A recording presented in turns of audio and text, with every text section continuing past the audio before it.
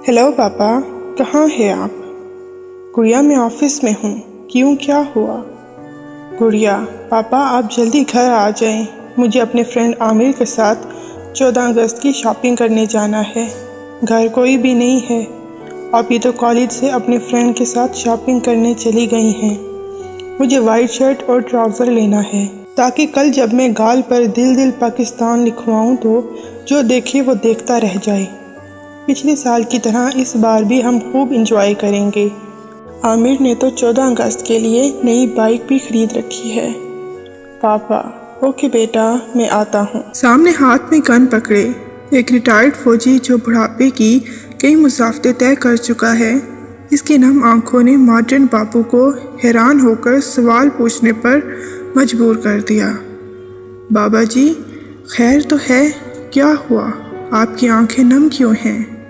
बाबा जी, साहब कुछ नहीं, मुझे अपने बचपन के दिन याद आ गए जब मैंने अपनी बहन से कहा था कि बाजी मुझे भी झंडा चाहिए, मुझे भी झंडा लहराना और आवाज़ लगानी है, लेके रहेंगे पाकिस्तान, बन के रहेगा पाकिस्तान। साहब, मेरी बहन चुपके से अंदर गई और अपनी सब्ज़ कमीज़ का दामन फाड़कर मुझे कहती है, जाओ भाई, लकड़ी का डंडा ले आओ। फिर मेरी बहन ने पहली मर्तबा मेरे हाथ में झंडा दिया और मैं बहुत खुश था। आज मालूम हुआ कि वो खुशी किस बात की थी। वो खुशी इस बात की थी कि मैंने पाक सरजमीन को अपनी बहन के दामन से पहचान दी थी। साहब, आपको मालूम है फिर क्या हुआ? हमारे मोहल्ले पर हिंदुओं ने हमला कर दिया और मेरी बहन की इज्जत लूट ली और उसे साथ ले गए।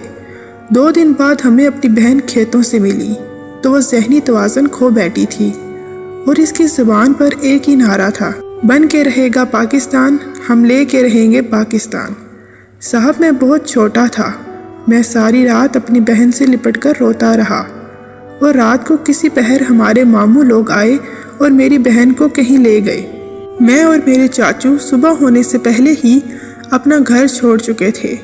मेरे हाथ में सिर्फ एक झंडा था जिसे मेरे चाचू ने जब सुबह देखा तो उसे सीने से लगाकर बहुत रोया और कहता रहा कि तुम्हारी खातिर हमने अपनी बहनों और बेटियों की इज्जतें लुटवा दी हैं।